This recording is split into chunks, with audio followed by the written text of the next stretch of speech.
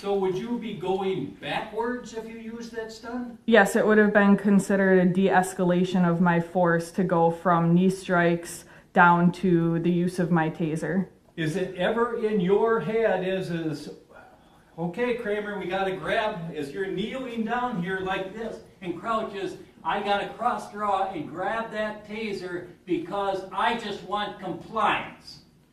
No, it didn't. We're trained in DAT that you don't ever de-escalate your force until you are in 100% control. It's not even 75% control. You never de-escalate until you are in 100% control. Did it enter your mind to use a baton? Oh. It's something more than a knee strike on that levels of force, is it not?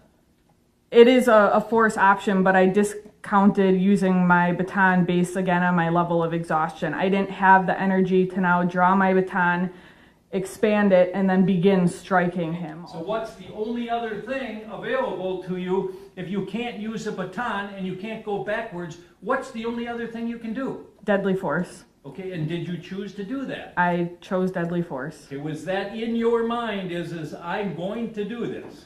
I would describe it as autopilot based on my training.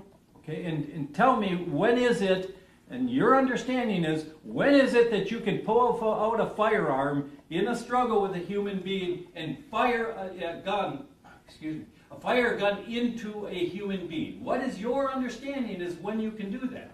When you believe that your life, the exact definition is any behavior which has caused or imminently threatens to cause death or great bodily harm to you or other persons. To myself. Did you believe at that time that in fact there was an imminent threat of death or great bodily harm? Absolutely. And tell me why. This jury wants to know, why do you believe that? Again, as I was mentioning earlier, it's the totality of the circumstances.